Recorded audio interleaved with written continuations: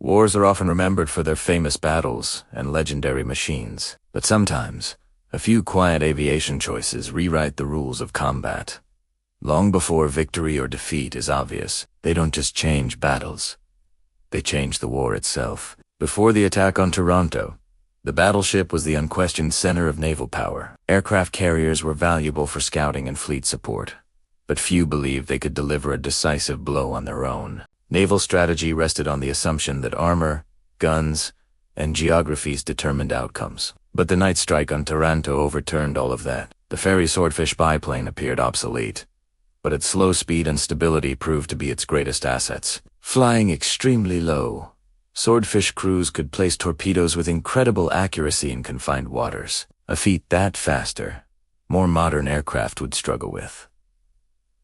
The results were staggering. Of the 21 Swordfish that took part in the raid, only 11 carried torpedoes. The rest dropped flares and bombs to distract the defenses. Yet, those 11 torpedo planes disabled half of Italy's battleship force in a single night. This incredibly lopsided exchange of cheap aircraft for capital ships shattered pre-war assumptions.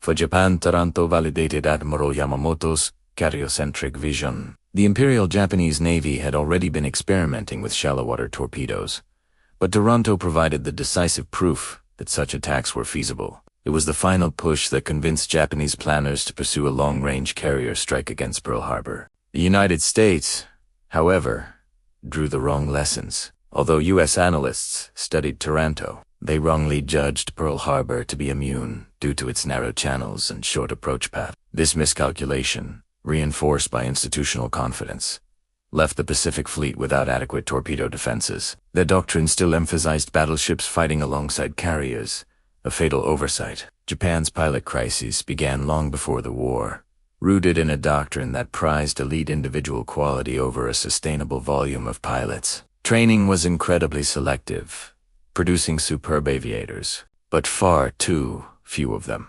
The heavy losses in 1942 and 1943 quickly outpaced their ability to replace these elite pilots. By 1944, the problem shifted from doctrine to resources. The American blockade starved Japan of aviation fuel, causing training hours to collapse. New pilots were entering combat with fewer than 100 flight hours, leaving them no margin for survival. The loss of air superiority made the crisis even worse. Even veteran pilots were no longer safe, even during transit flights. The Great Marianas Turkey Shoot exposed the terminal outcome of this crisis. In that bottle of green, U.S. Navy pilots arrived with at least 300 hours of flight time, while Japanese formations were filled with poorly trained pilots flying increasingly obsolete aircraft. Japan belatedly tried to add armor and bulletproof glass to its Zero fighters, but these changes were too little, too late. In contrast, the U.S. Navy treated its veteran pilots as strategic assets. A formal tour-of-duty system rotated experienced aviators back home to serve as instructors. This rapidly injected combat experience into the training syllabus, creating a self-reinforcing pipeline where veterans transferred their expertise to thousands of new recruits. Japan needed these kinds of systemic changes before the war began. A proactive rotation policy and a broader training base that emphasized volume alongside quality, without preserving their human capital early on. Japan entered a material crisis with neither the resources nor the instructors needed to survive a modern air war. Unlike Western air forces that pursued strategic bombing as an independent path to victory, the Soviet Union subordinated its air power to the land war. It was a pragmatic response to the harsh realities of 1941.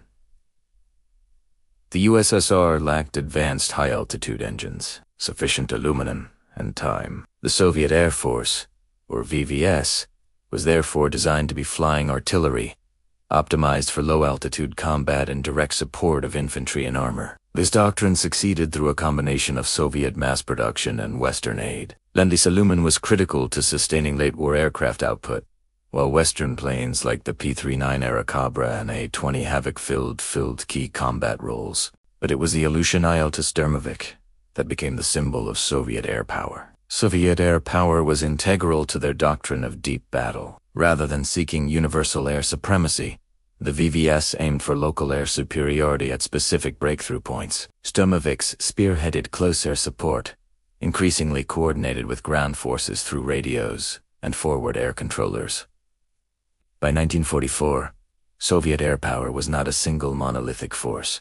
Most air units were assigned to specific fronts, often burdened by defensive patrol demands from ground commanders. Long-range aviation reported directly to the High Command for strategic raids, while reserve air corps could be massed and redeployed where needed. The VVS of 1945 bore little resemblance to the fragile force of 1941. Early catastrophic pilot losses gave way to a stabilized training system with better prepared crews, and elite units developed genuine tactical autonomy. Soviet air power became the blunt yet decisive instrument that helped break the veteran. By late 1943, the U.S. Army Air Force's daylight bombing doctrine was in crisis. The belief that tightly packed B-17 formations could defend themselves had collapsed under sustained German interception. The infamous Black Week in October 1943, particularly the second Schweinfurt raid, cost 60 bombers in a single mission. The P-51 Mustang, the long-range escort that would solve this crisis, wasn't an improvisation.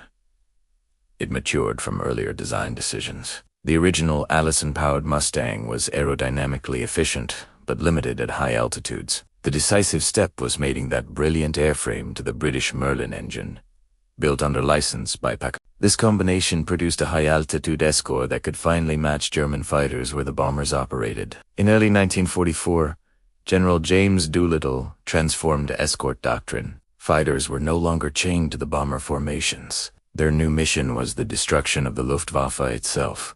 P-51s were authorized to range far ahead of the bombers, intercepting German fighters as they assembled, rather than just reacting defensively. During Big Week, this new offensive counter-air strategy shattered German formations. The Mustang imposed an inescapable dilemma on the Luftwaffe. If German fighters rose to intercept the bombers, they faced superior aircraft and better-trained pilots. If they stayed on the ground, they surrendered industrial targets to unopposed bombing. The Luftwaffe's failure to rotate its own veterans compounded their losses, bleeding experienced pilots irreversibly. By D-Day, Allied air supremacy was decisive. The P-51 had almost single-handedly cleared the high-altitude airspace over Germany. This not only protected the bombers, but also allowed rugged aircraft like the P-47 Thunderbolt and Hawker Typhoon to devastate German rail networks at low level. The Mustang's range and its offensive employment created the protective umbrella that accelerated the liberation of Western Europe. By early September 1940,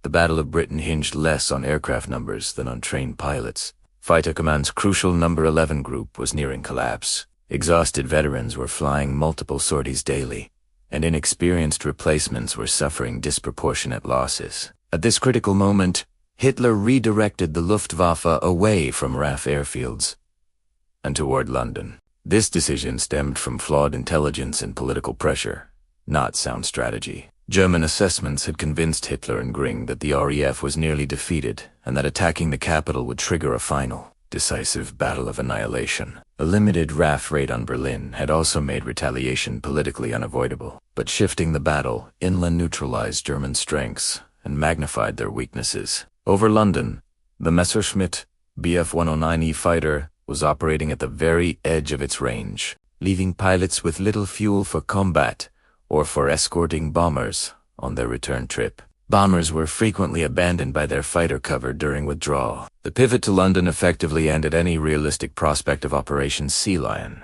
the planned invasion of Britain. To make the invasion possible, Hitler was relying on air power to break British will. When bombing London failed to force a political collapse, the invasion became impossible. Even temporary air superiority wouldn't have been enough to neutralize the powerful Royal Navy, and the Luftwaffe lacked the anti-shipping capacity to protect an invasion fleet. The misdirection of the Luftwaffe ensured Britain's survival as an Allied stronghold. The RAF's recovery preserved the vital Atlantic bridge to North America and transformed the British Isles into an unsinkable aircraft carrier.